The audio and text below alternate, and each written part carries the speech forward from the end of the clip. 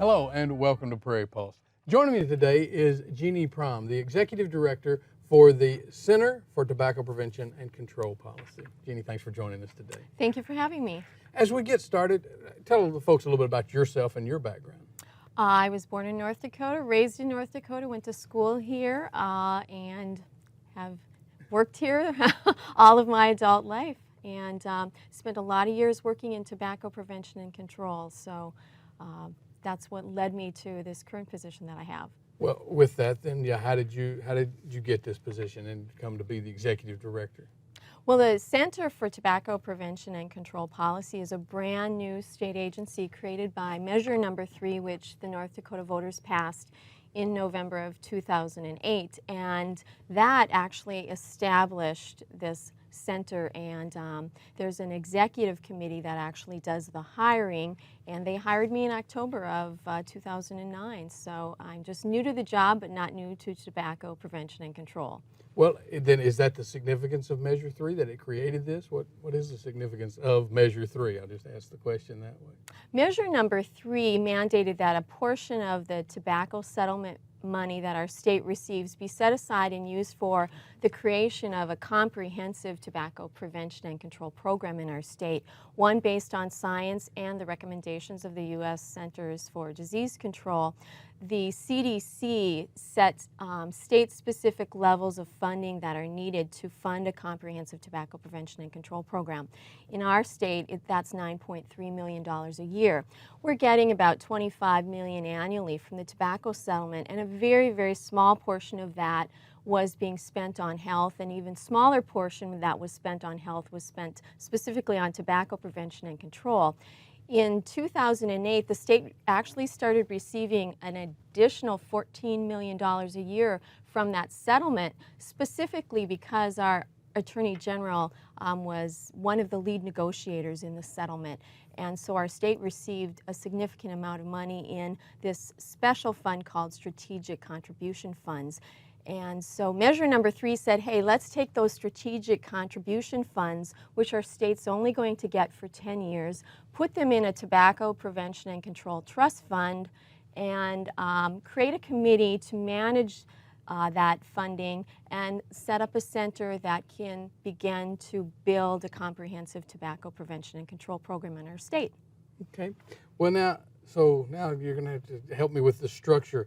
There's a Tobacco Prevention and Control Committee in the center, so maybe explain the structure a little bit here. Measure 3 created a Tobacco Prevention and Control Advisory Committee, and from that committee an executive committee of 3 members. And the executive committee actually has the power to hire and spend the money, and that's who hired me. That was all created by Measure 3. And so the executive committee decided, let's establish a center. So the center has 4 staff people. I'm the executive director, head of that staff, and the authority to hire staff and the appropriation to spend the money actually came from the North Dakota legislature. Okay. Well, recently North Dakota ranked first in funding for tobacco use prevention. Can you talk about this and what that means? Yes, that was a ranking by the American Lung Association. Every year they give states a grade for how they're doing in various tobacco prevention and control policies. We got an A from the Lung Association for our funding, and there was also another study by the National Campaign for Tobacco, or Campaign for Tobacco-Free Kids, that ranked us #1 in using our settlement funding for tobacco prevention and control. North Dakota is the only state in the nation right now that funds their tobacco prevention program at the level recommended by the CDC. And again, for North Dakota, that's a state-specific number, $9.3 million a year. Well, and you said that North Dakota ranked first in protecting kids from tobacco, but what exactly does that mean? And when I say kids or children, what ages are we talking there? Well, under 18, the typical designation for kids, obviously. The idea behind ranking us first in protecting kids is we have the money for that comprehensive program. And that comprehensive program, the real beneficiary beneficiaries long term of that are going to be the people under 18 now who can grow up tobacco free, have their kids grow up tobacco free, grow up in a place where they're not exposed to secondhand smoke and where it's easy to quit and hard to start. Okay, but however, we talked about some high rankings there. North Dakota may have, I understand, sort of fell down some in some other areas, specifically in smoke-free air and cigarette taxes. Can you tell us about that?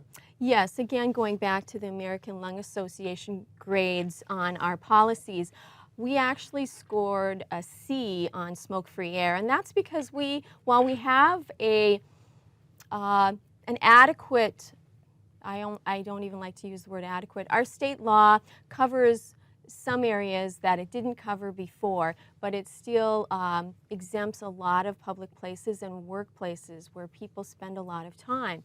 Our bars, truck stops, some clubs when children aren't present, and there are other exemptions as well. And really to truly protect every citizen from exposure to secondhand smoke, you need to have smoke-free air everywhere, in every workplace, in every public place. Okay. And so that's why we got a C in smoke-free air. You had also mentioned taxes. And while we're at the top of our funding for our comprehensive program, we're at the bottom for our tax level. Taxes on tobacco products are important because for a couple reasons. When tobacco is cheap, it's easy to buy, and more people use it. When it's more expensive, fewer people buy it, fewer people use it. So one way that a state can control the price of tobacco is through the excise tax. Our state last raised its excise tax on tobacco in 1993. So it's been a while, and at that time, our state tax was 7th highest in the nation at 44 cents a pack. Now we're 7th lowest in the nation, and the average price, or the average tax is $1.30 something, and ours is still at that 44 cents. So tobacco here is cheap. What does that mean? More people buy it, more people use it. We're trying to get fewer people to use. Okay. Well, let's talk about youth smoking in North Dakota. Statistics I have say that 21% of high school students smoke. Well, first off, is that number about right, you think, or is that percentage high, low? How does it rank? That number is about right. 1 in 5 still smoke. We actually made great progress over the past 10 years in North Dakota, going from one of the states with one of the highest youth smoking rates to a state that's smoking rate is down closer to where it's in the middle. But we want to get to where California is, to have that very, very, very few people smoking. We can get to that single rate in youth smoking with a comprehensive program. So 1 in 5 youth smoking is way too many kids still smoking. We want as close to zero as we can get. Well, I know there's a variety of reasons it has to be, but why do young people start smoking? Well, we establish a social norm in our society for all sorts of behavior, all our behaviors, and that's why it's so important to make public places and workplaces places that tobacco is not used.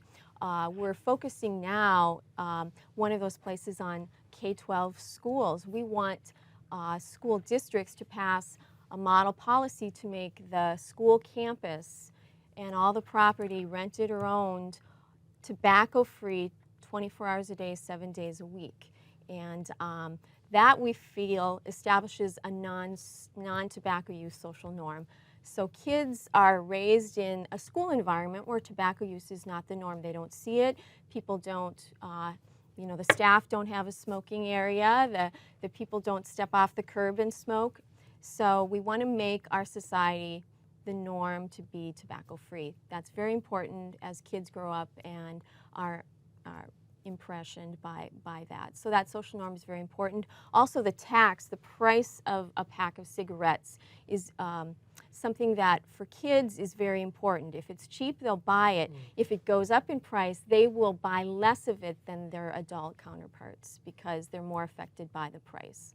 Again, statistically, I've been told young girls are more apt to smoke than young boys. Is that true?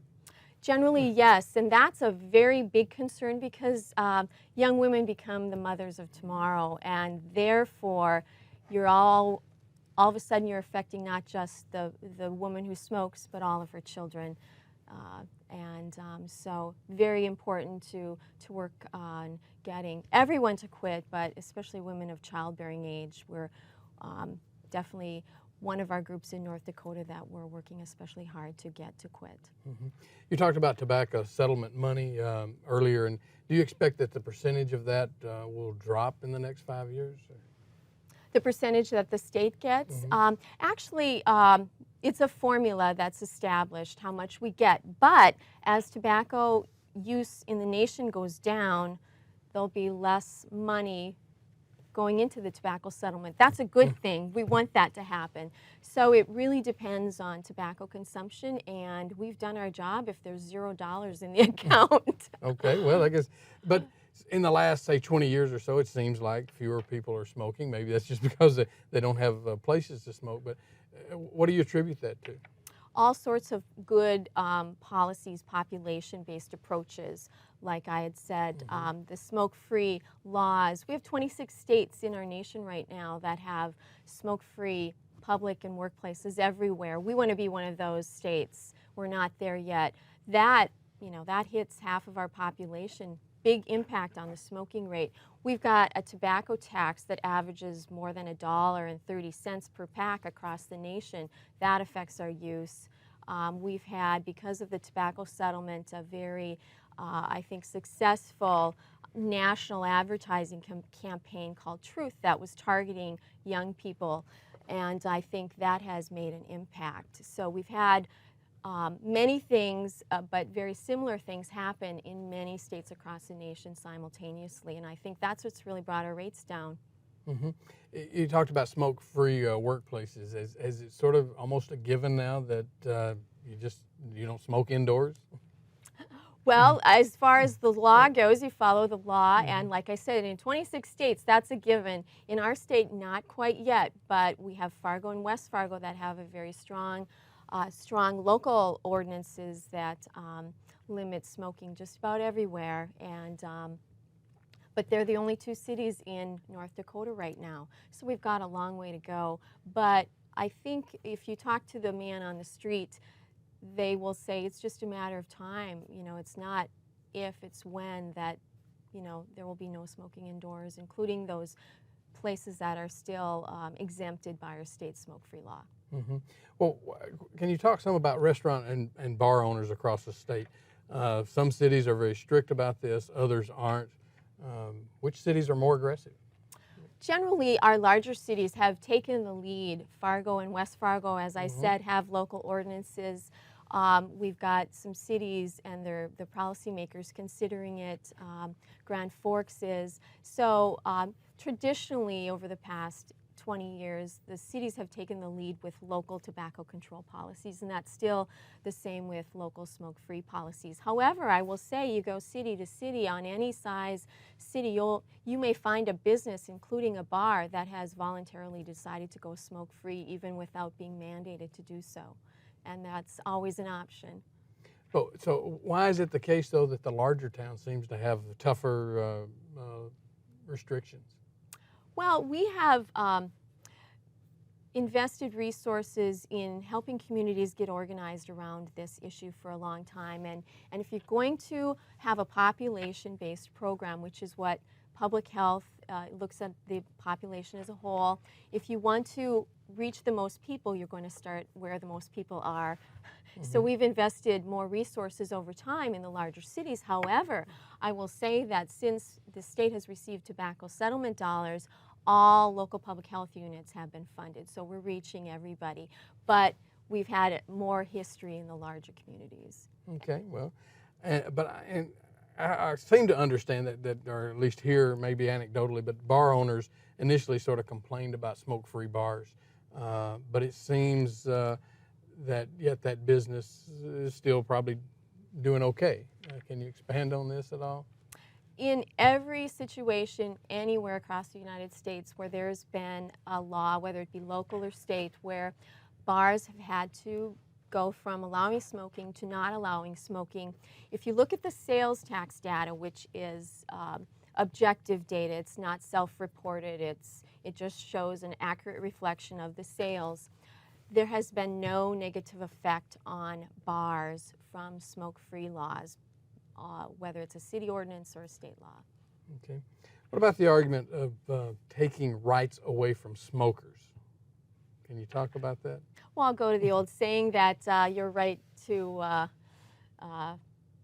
wave your arm ends where my nose begins. Secondhand smoke is generated from smoking cigarette, and that there's no safe level of exposure to secondhand smoke for the non-smoker. It can kill the non-smoker. It's a Class A carcinogen. That means no safe level of human exposure. So, you know, the rights of a smoker when other people are around doesn't exist. Okay.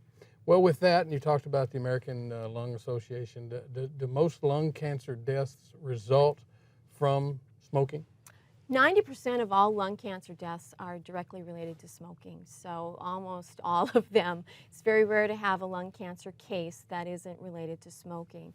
What's interesting too, and what some people don't necessarily think of right away with smoking or secondhand smoke, is actually heart disease deaths and heart attacks. And there have been many studies around the world that have been evaluated, and it's shown that if you take a place like Helena, Montana was one of those studies.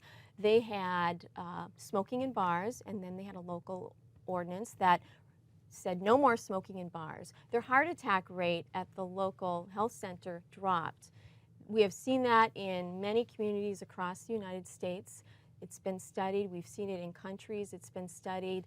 And so the effect on heart attacks when you eliminate secondhand smoke by eliminating smoking in places is immediate. So yes, while we have lung cancer that's obviously connected to cigarette smoking, we also have heart disease and deaths and heart attacks that are connected to not only primary smoking when you are the smoker, but also if you're exposed to someone else's smoke.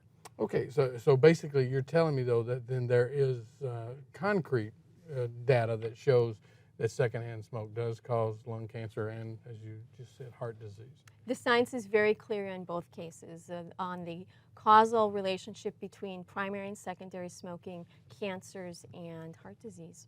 Mm-hmm. And back up to children once again. Are kids more likely to smoke if their parents, or at least one of their parents, smoked? Yes, and that gets to the norm that's established in the community and what they see every day.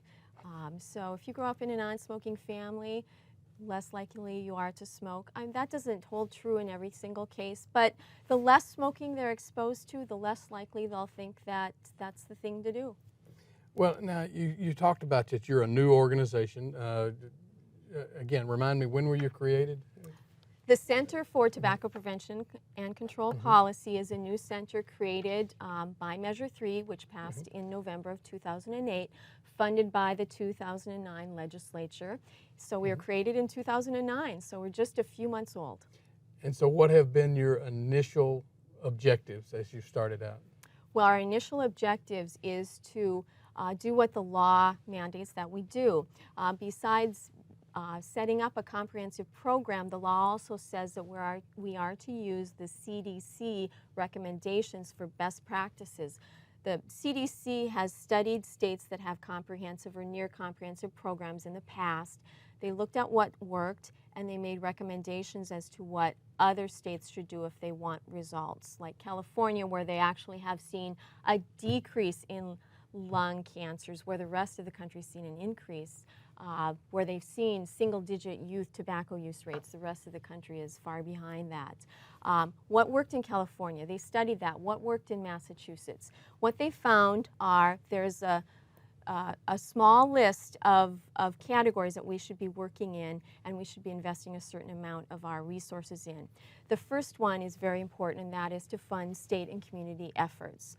As I had mentioned before, all our local public health units receive funding. That was one of our first goals, is to get funding out the door. Even before I came on board, the executive committee made sure that all local public health units across the state were funded to do this work locally, because we know that's where things really change. And so we funded locally, And we're continuing to work on funding other areas at the state. So we want those state and community interventions. We also want cessation interventions, and local efforts are helping with that. We want a strong health communications effort to do that public education, to get the word out, not just that there is a problem, people understand that, but they may not be as familiar with how to solve the problem. So we want to get that message out there. And then there's surveillance and evaluation, very important that we're able to know what is our youth smoking rate, is it going down, and if so, why?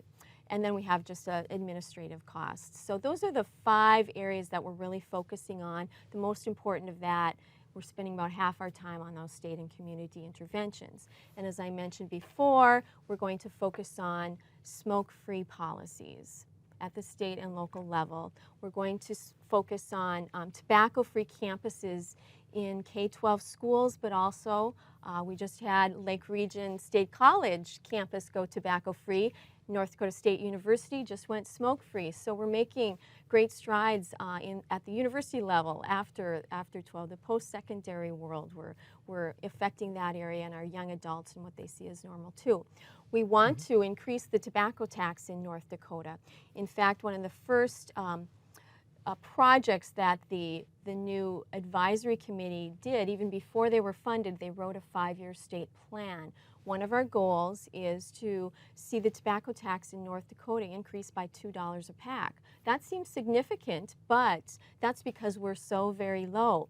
If we saw even a $1 increase in our tobacco tax, that would result in significantly fewer youth smokers and adult smokers almost immediately. In fact, the last time we had a lot of people calling our state quit line wanting to quit was about a year ago, when the federal tax on cigarettes increased by about 62 cents a pack. So we know that when the price goes up, no matter how it goes up, whoever makes it go up, it causes people to want to quit. Okay, but you mentioned through that a lot of educational institutions you're working with NDSU and others that you mentioned, K through 12. Is that who you're trying to partner with? Are you partnering with anybody in the state that, I mean, can people call you and say, I'd like some help in the workplace or with my organization? What do you do?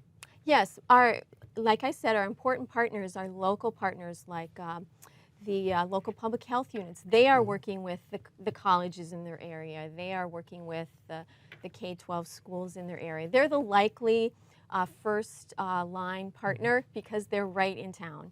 And we also will be working at the statewide level with other state partners. A very important partner in this for the center is the North Dakota Department of Health. They have part of this comprehensive program because they get funding, a little bit of funding from the tobacco settlement and some funding from the CDC. They have a grant from the CDC. So they're doing the quit line work. They're doing a great job. Our state gets high grades in our cessation services that they provide. They do the surveillance. That's what they do, and they do it very well, and they're partners with us on the other projects. Well, can you talk a little bit about why smoking is such a hard habit to kick, maybe the addictive elements that are in cigarettes?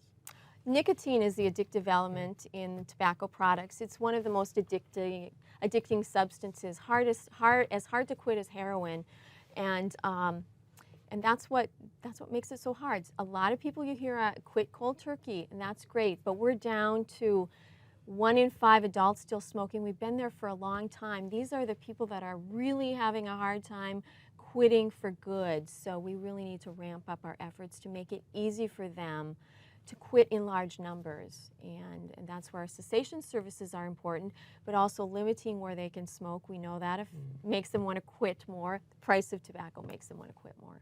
So what are the goals for non-smoking in North Dakota for the coming years?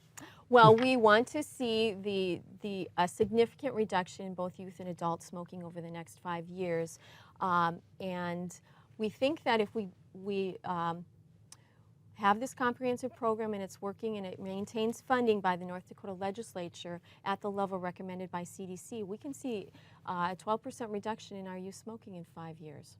And the challenges then meeting that? What are the challenges that you see before you?